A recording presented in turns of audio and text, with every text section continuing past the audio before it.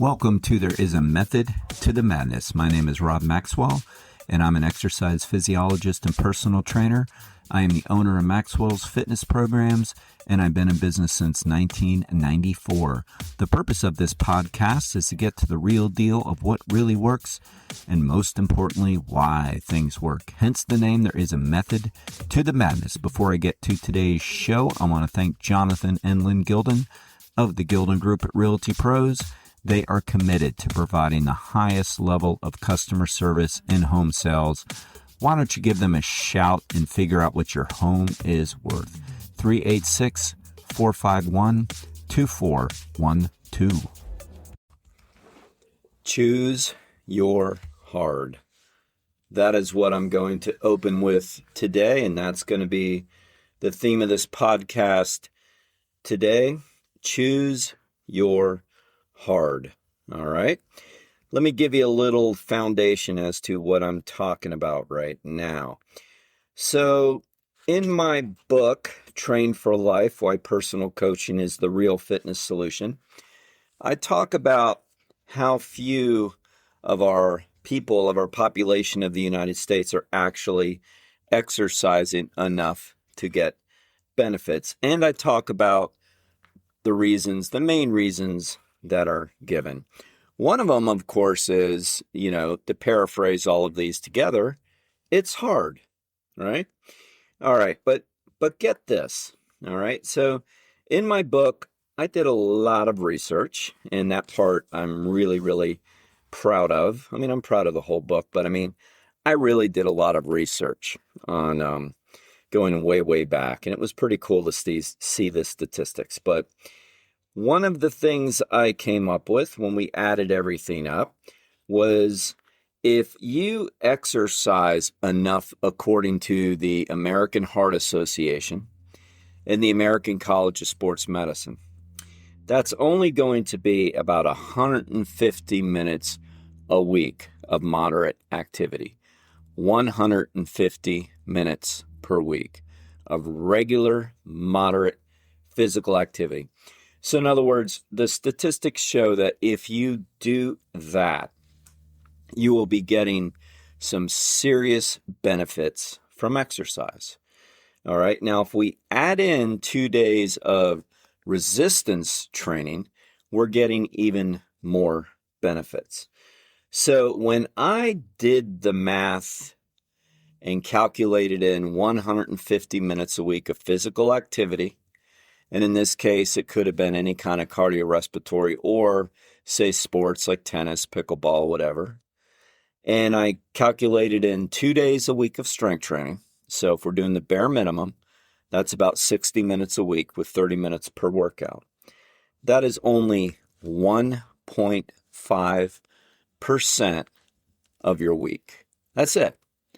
1.5%. Now, that's a very low number when you look at it, right? I mean, that is a very low number. I don't think that's a very high benchmark to try to hit, right? And yet, people don't do it. Many of the reasons listed was, and these are the ones I focused more on in my book, was time.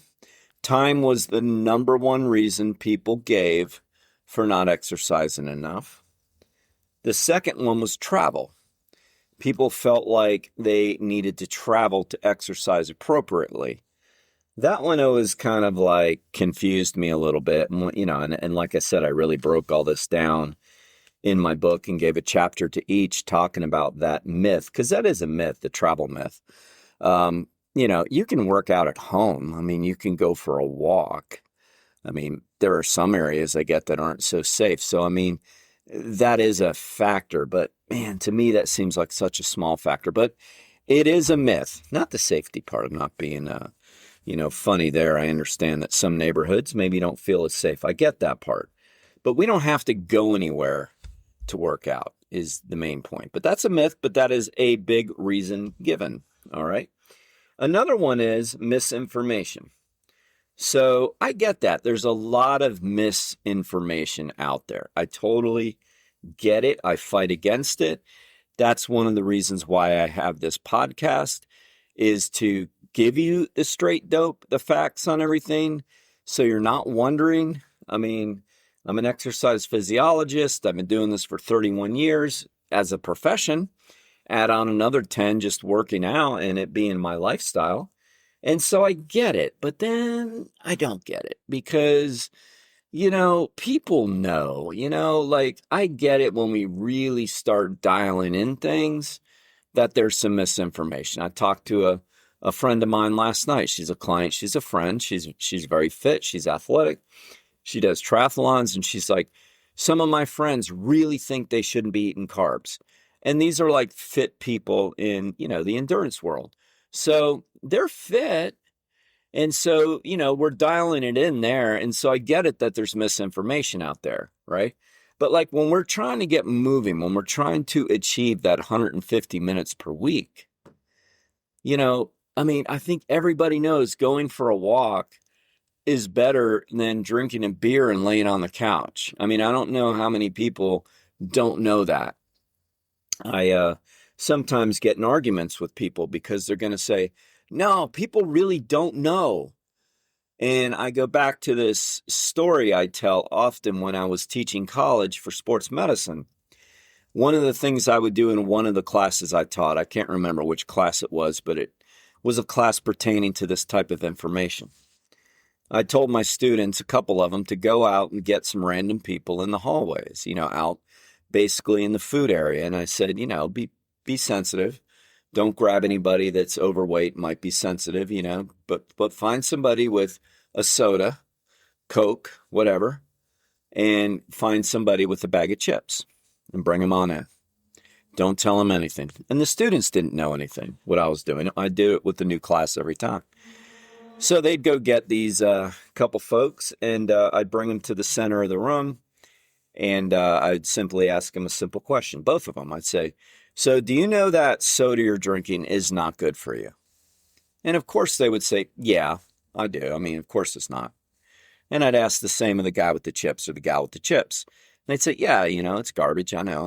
And then they start to justify like we all do. Well, didn't have a lot of time. You don't have a lot of good options. All that's true. But the point I'm trying to make is that people know right from wrong, essentially, and often choose not to do right by them. That's just the bottom line. Yeah, we can nitpick and say, well, I'm not really sure if I should be doing 1 set or 3 sets of strength training. I hear that one a lot. And, I might look at that person and go, but you're doing one or the other? Well, yeah. Okay, then don't worry about it. Like, we're not worried about those folks. We're worried about the 20% or the 80% that won't get moving. So if you're asking those questions, you're good, man. You're doing it. There's no perfect way. Taught my students all the time, know what not to do. There are many right ways to exercise. All right, so misinformation is an issue, but I think it's overstated. And that one goes with number 4, ignorance. It's really the same thing. But I would add to the ignorance thing is not everybody understands the benefits. Maybe they don't believe it. Because everybody's got an Uncle Bobby that lived to 98 and went through 4 packs of Marlboros a day, a bottle of Jim Beam, and maybe even snorted cocaine on the way to football games. Okay, we all have that Uncle Bobby, all right? Maybe you are Uncle Bobby, and you're telling people you don't have to do this stuff. All right, yeah, those freaks of nature do exist. We know that, but can everybody please understand that they're not the norm? All right. They're really freaking genetically lucky. All right. And probably lucky in many other ways. Right. Follow them along. If they buy a lottery ticket, steal it from them because you're going to be rich. All right. But that's not the norm. All right. Another one is confidence. Reason for not exercising. So I get that. I do. We used to teach it in sports medicine that competence leads to confidence and confidence leads to competence. And so what I'm talking about right there is self-efficacy. And what we try to establish with our clients is self-efficacy. We want people to have the confidence to go to the gyms and do what they need to do. I say it all the time. I'm the opposite of a lot of gyms. My model is very, very different. My goal is to teach you to not need me. Now, ironically, through doing that, I keep clients a very, very long time, but it's always an honest relationship, meaning they say, I really do know what I'm doing. You've helped me a lot. You've helped me tremendously, but I really need the accountability and the push. So I just want to keep doing personal training. I'm like, yeah, we're good. Great. But I teach people the right way to do it so they can go to the gym. And once they build that confidence, they are going to be able to do what they need to do. So I do get the confidence problem. I do. But there are solutions. And by the way, stay with us. We'll be right back. Are you ready to unlock your full potential? I want to introduce you to the Fit, Healthy, and Happy podcast, a powerful resource to transform your life today. With expert interviews, practical tips, and inspiring stories, this podcast is your roadmap to lasting wellness. Here's what a listener has to say. I used to struggle with my health, but this podcast changed everything. It's like having a personal trainer, nutritionist, and life coach totally for free. With over 2,000 five-star reviews, we're a podcast you can trust. The Fit, Healthy, and Happy podcast, available now wherever you get your podcasts. The whole theme of this podcast is choose your hard. So sometimes building our confidence is hard. It's not easy. But you know what? We don't build it staying at home either. Like, we're not going to become better at working with people by staying home. So all of these things there are solutions for, and all of them are probably going to be slightly hard. Finally, motivation. Motivation kind of drives me nuts because motivation, I try to be real on this podcast. Motivation is bullshit.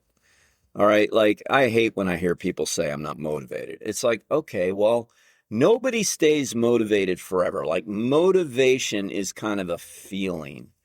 So discipline eats motivation for lunch, meaning if you get discipline, no matter how you frickin' feel, they say that a lot in recovery programs, nobody cares how you feel, in a sense, meaning you share your feelings and everything. But the bottom line is nobody judges you for how you feel. You're judged by your actions. So we all feel crummy, and I'm not discounting depression. All that stuff is real. But we can't rely on good days to get us out to exercise. We have to have discipline. All right. So last night I played a doubleheader in softball, which isn't a big deal. It's not a very vigorous activity by any means, but it's late. And I didn't sleep overly good because I get home, I wanted to eat something, then I had to wind down. I got up this morning I got up early, 4:30 like normal. And I got to the gym by 5:30. I worked out. So I didn't feel like it. I didn't want to do it. I mean, we're not always going to we can't rely on motivation. It's not going to work. So we have to get disciplined. We have to rethink motivation. All right. Motivation is very fleeting. It's not consistent. So that one you just kind of have to learn. It's the only one we can do. That's the only thing we can do with number 6 is go, okay, motivation is BS. I need to be disciplined. If I want to get better, I need to be disciplined. All right. So let's get to the main point. All of this stuff is hard. All right. Finding the time to exercise, number 1 myth, is hard. I get it. I mean, I have clients that work 9 to 5 jobs or longer, 8 to 4, whatever, overtime, whatever. And they have kids, they have responsibilities, and they still make time to exercise. What do they give up? Well, you are going to give up something. I mean, we don't get anything in life by not giving something up. Maybe you are giving up that extra 30 minutes of sleep. Maybe you are giving up that, scrolling on the internet when you first wake up in the morning. I don't know. Maybe you're giving up that 3rd cup of coffee or going through Starbucks to get that latte. I don't know. But I know if you worked out for 15 minutes, you'd feel a hell of a lot better. And in some cases, a couple of clients I'm thinking of that have working schedules That's what they do. They'll do a quick homework thing. And that's great. They get benefits. So finding the time can be hard. I already went over the travel myth, but yeah, I mean, let's say that you don't live in the greatest neighborhood and you don't have a gym inside your building. Okay, so going somewhere, I mean, the other side of it is too, like if you're in a city like that where you feel that way, there probably is something within a few blocks. By the way, in most cities, there's a gym within every mile walking block. So it's like, you know, they're out there. But anyway, finding a place, if you really need to find a place, if you do, which I think that's very rare, can be difficult, can be hard, but it's worth it. All right. The misinformation ignorance myth. Okay, so doing your due diligence and finding the appropriate help can be hard. Not that hard. I mean, my God, we live in the internet age. I mean, some of my newest clients, I mean, forever I relied only on referrals, like people who know me through working out with me tell their friends. That still happens. But you know, since the podcast has come out and a little bit before that, some of my calls that have been some of my best clients, the ones I really enjoy working with because of their enthusiasm and their work ethic and their drive, you know, did Google searches on appropriate personal trainers in the Volusia County area, and they put in certified, educated, blah, blah, blah. And thankfully, I come up because I am. I'm not the only one, though, but I come up. So it's not that hard to find appropriate help. I mean, there's no free lunches in life. So if like you give it kind of a half-assed effort and you ask your neighbor, Bobby Sue, to kind of give you a workout routine because you know she does aerobics and stuff at her house and you know she's got a killer body and all this kind of stuff, and she tells you about her power bar recipes, you know. I mean, you know the stereotype. Okay, so they're out there and you rely on her to give you an exercise program. Well, shame on you. I mean, what does she know? I mean, she knows how to maybe make herself fit. But anyway, we can get through that. We're in the internet age now, you know. And if you're falling for that crap on social media, where you been? Have you been listening to this podcast? I mean, in my book, you know, and I'm going to say it again until you buy a copy, then I'll quit saying it. Train for Life, Why Personal Coaching is the Real Fitness Solution. I go over the statistics on social media. Only 20% of the physical fitness influencers have the proper credentials to be telling you what to do. Something weird about this 20% number, isn't it? Well, it's true. 80% of the crap you see are people just simply that are good in front of a camera, look good, and like to tell you bullshit. And they're either telling you that because they want to sell you something or they don't know better. But shame on you. You should know better. Look for their credentials. One of my long-term clients, Casey, who is now one of my personal trainers, she is so good about that. She'll see stuff on the internet because she's done a physique competition. So she kind of likes to, you know, see what some of that is going on, see what some of the ladies are doing, whatever. And she'll see like post, comments, advice, blah, blah, blah. And she tells me she always scrolls to the bottom to see what their credentials are. She's learned very smartly not to make comments or ask because no reason to get in a fight with people. Just learn to not follow them. And I think every time they have no credentials. So it's like, if you hear somebody spewing some stuff out there, check them out. And if they don't list any credentials, there's a reason, right? Confidence, confidence, confidence. Yeah, I already said it. Gaining confidence can be hard. It's not easy. I have to work on confidence in different areas of my life. In some areas of my life, I'm very, very confident. In other areas, I'm not. So I don't think we're born confident. We learn confidence. We learn it. You know, confidence is basically being willing to fail, being willing to try, being willing to put yourself out there. Like I said, go to the gym. You know, I mean, start. Don't get hurt. Start. Start with things you know how to do. I mean, that's huge. You don't have to stay home because you want the perfect routine. There's not a perfect routine. Get started. Seek people out to help you get further. You'll get more confident by showing up. It's the only way. All right. So like, again, in 12-step programs, because they work, so I quote them a lot. One of the things you'll hear them tell people who are new in recovery, they'll say, suit up and show up. Just show up. You'll learn. Just don't be afraid to put yourself out there. Suit up and show up. Oh, I don't know what to do. Get dressed and go to work. All right? I mean, that stuff helps. I'm not going to go back on motivation. I already told you. If you're waiting to get motivated, forget it. Quit. Instead, work on your discipline. And working on discipline is hard. It's not going to happen overnight. You're not going to get extremely disciplined in a month. It's not going to happen. All right? So guys that go in the military, they learn discipline, but they didn't learn it through boot camp. That's a great start, but they continue to learn discipline through their entire military career. And yes, they come out, they're disciplined because they suit up and show up. They have to. They get up, they do their job. So they learn it. You're not born with it. You can learn it. All right. Choose your hard. So why should we do all this? Because you know why?